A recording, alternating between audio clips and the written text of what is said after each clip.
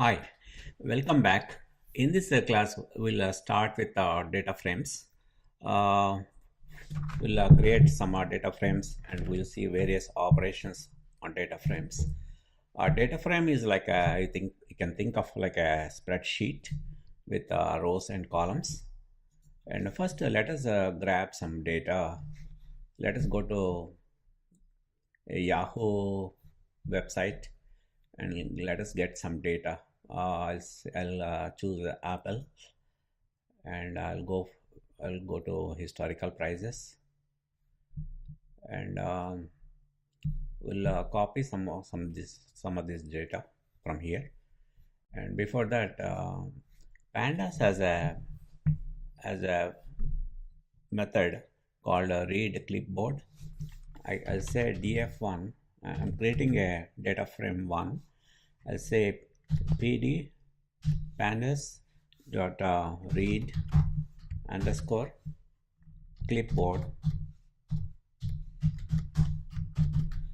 If I execute this one, it will read whatever is in the clipboard. So before that, I will just copy this into my clipboard, maybe up to 15th. All right. I'll say Control C. That is copied to clipboard. If I go back to and if I execute this one, see what I get. This is such a nice function. It nice method on Pandas object. PD dot read clipboard will create a spreadsheet like data for you. Okay, using this one, this is our DFN. This is our data frame right now, and we'll see some operations on this. We can say df1 dot columns will give all the columns. This is it says the date, open price, high price, low, close, volume, and adjusted close. All right. If I say, I can say df1 dot head. It will give the first 5 rows in that data frame. Also, I can say df1 dot tail. It will give the last 5 rows from this data frame. Also, we can ask for a column. I can say give me df1 dot, let us say date. It will give all the dates in that. We have 18 rows in our data frame. It gives all the dates.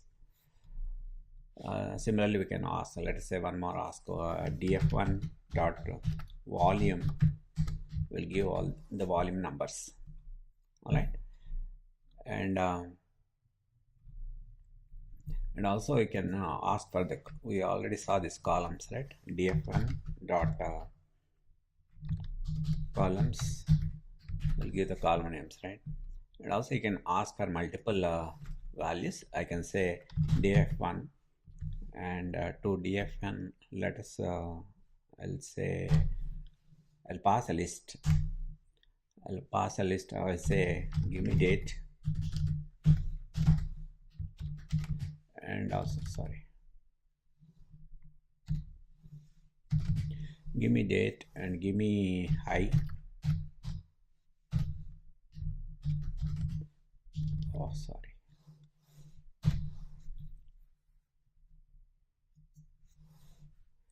And give me low and also give me volume close. I say close.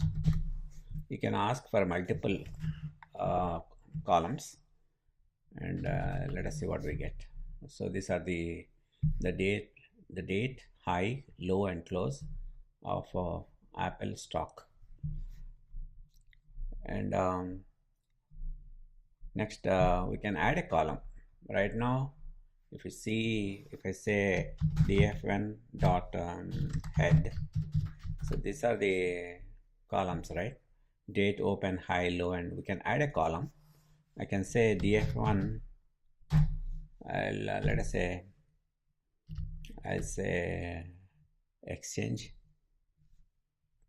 I said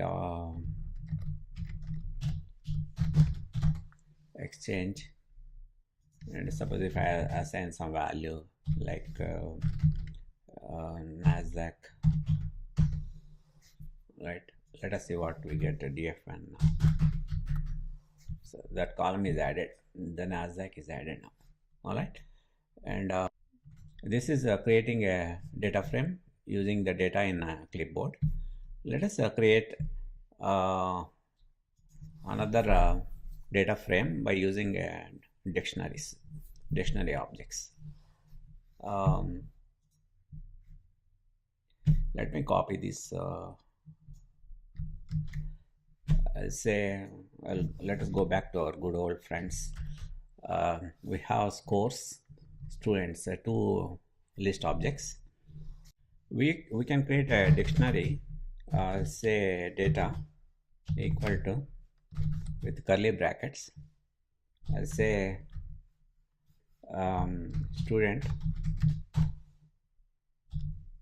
and colon. I'll pass the list as students,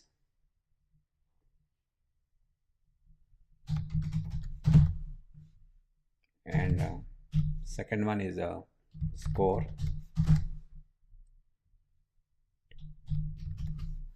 and I'll pass course. This will create a dictionary object data, and if we see data now,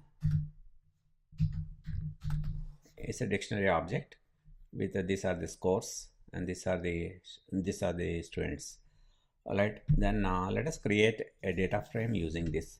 I'll say df2 equal to data frame, and to data frame let us pass the dictionary. Data is the dictionary, and if I see df2 now, that is our new dictionary df2 with two columns, student and score, and these are its indexes. These are built-in indexes. Next, let us see one more example. I'll create a int as A, B, C, D, and E, and I'll split it. You know this. It will create a list with 4 items, A, B, C, D, E. Sorry, it will create with 5 items. Then I'll say columns equal to, say call 1 space, call 2 space, call 3 space, call 4 space, and call 5, column 5. And again I will split it so that I will create a strings. I'll say split it, that is my columns. Okay, then now I'll create the values now. X is I'll create an empty list, and then I will use a for loop for I in range 25, for range in 25. I'll say x dot append. I'll use np dot random dot randint. This you know already, and to that I'll pass two numbers 1 to 100. So it will create a list of random numbers from 1 to 100. How many it will make? It will make 25 items. All right, and then I'll convert that one. This is a list, right? I will convert it to an array. I'll say x equal to np dot array. I'll pass that x. This we saw in a NumPy module. All right, and if I say x equal to, I can say it's an array, right? I can do a reshape on this. I can say reshape as 5 by 5 matrix. All right, and then if I print x, this is what you get. These are all random numbers. we created 25 random numbers, and then it created a list here. With this code, we created a list with the 25 random numbers. Then we converted that random numbers into an array, and we reshaped that array to a 5 by 5 matrix here. All right, and then let us create a data frame out of this. I said df3 equal to data frame, and for I'll pass x, those are my data values, and then I'll say index equal to int. These are my indexes, right? I created, this is a list of indexes, A, B, C, D, E indexes, and also I'll specify the columns. In our series, we used to specify only indexes, right? Here we have to specify the columns also. We can specify columns equal to calls. Calls is a list of, because by using the split, we created a list of columns. All right, that is, let us see what is df3. We got something wrong. df3 invalid syntax. I'll say index here, something wrong. All right, if I execute this one again, so that is a data frame we got. These are the indexes, A, B, C, D, E. That's what we created here, A, B, C, D, E indexes, and columns, column names, column 1, column 2, and all that. All right, that is our data frame. And also, if you want, we can re-index. Let us create a new index. I'll say take this. We'll see re-index now. I'll say E, I'll create 2 more, and Z. All right. I'll say index, or I'll say new index. All right. Then I'll say df4 equal to df3 dot re-index. I'll pass the new index, that is a new index, new int, and also I'll specify the field value. I'll say field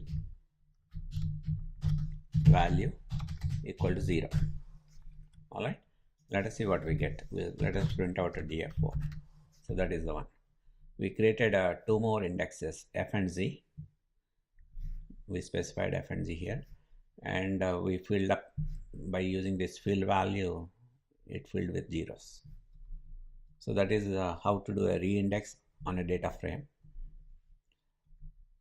Also, we can add columns. Okay, let us add columns. I'll copy this one.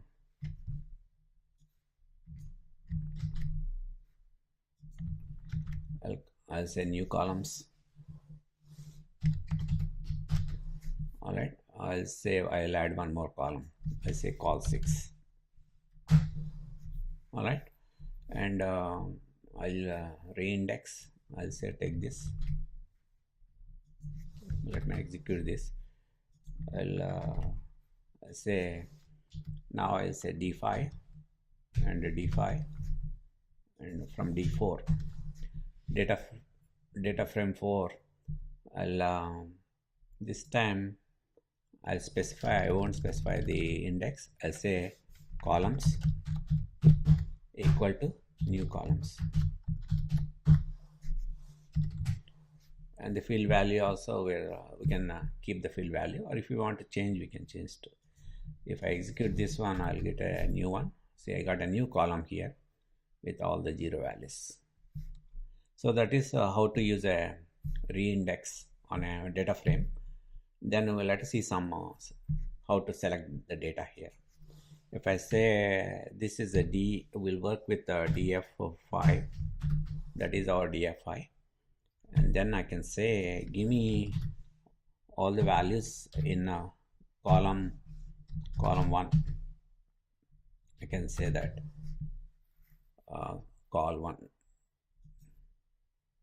df5, I have to say 5. Alright, these are the values. These are 83, 91, 8, 78 and all that. And also I can ask for multiple values. I can say df5. I'll pass a list with the values call 1 or call 3 and let us say call 5. With multiple values we are passing within a list. This is the list object. And if I execute this one, the original data frame won't be affected. It will be just pull out some data from the df5. So this is our output. And also we can say, let me print out what we have df5 here, and I say give me df5. I say df5 column